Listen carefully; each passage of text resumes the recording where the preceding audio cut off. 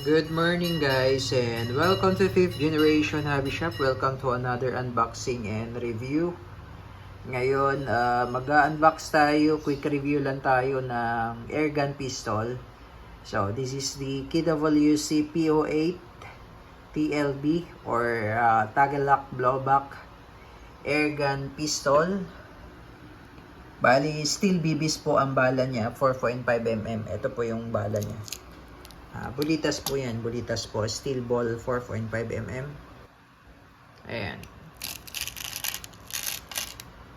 Ayan. So maliliit po na bulitas ang kanyang bala, 4.5mm steel ball. And then yung hangin niya ay CO2 pa rin, 12G pa rin ang gamit niya. Ayan. Bali, yung isang ganito po, more or less, nasa 90 shots. 90 shots. Ayan. So, German Luger P08. Airgun pistol. 21 rounder capacity.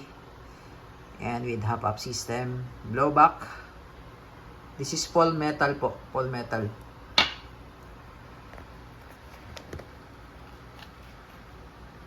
Ayan. .177 caliber 4.5mm steel. Ito yung manual safety.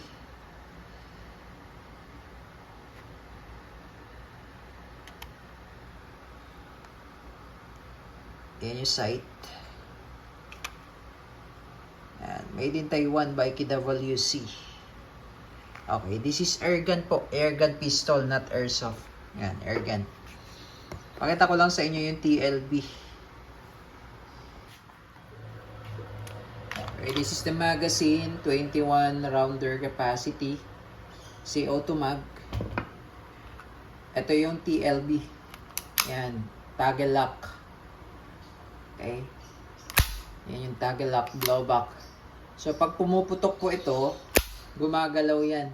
Talagang gumagalaw to. Ayan. Gumagalaw to pag pumuputok. Mamaya pakita ko sa inyo. Ayan. German Luger P08 by KWC airgun pistol. And so, steel ball. Bali, load tayo ng bala. Bulitas. 4.5. I'm using the copper coated 4.5mm steel ball.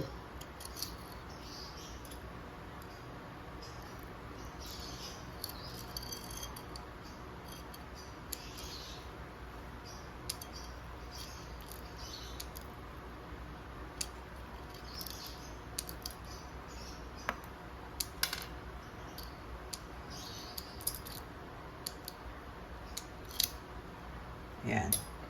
And then, CO2.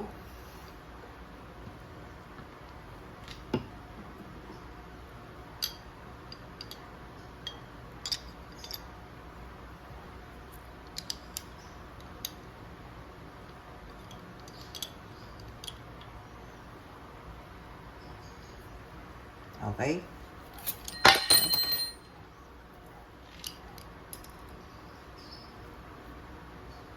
Okay. And we're good to shoot.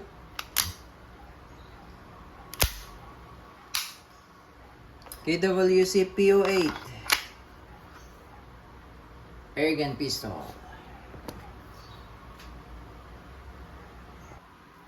Testing KWC P08 airgun pistol, Tagalog blowback.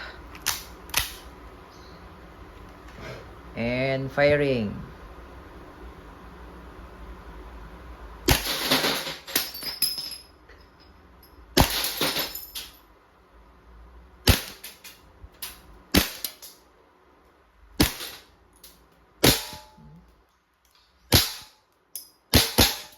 Ayan, so makikita nyo talagang gumagalaw yung Tagalog niya. Ayan yung Tagalog blowback. Ayan, so pag wala na siyang bala, naglalak din siya. So nakikita nyo kanina talagang gumagalaw siya, no?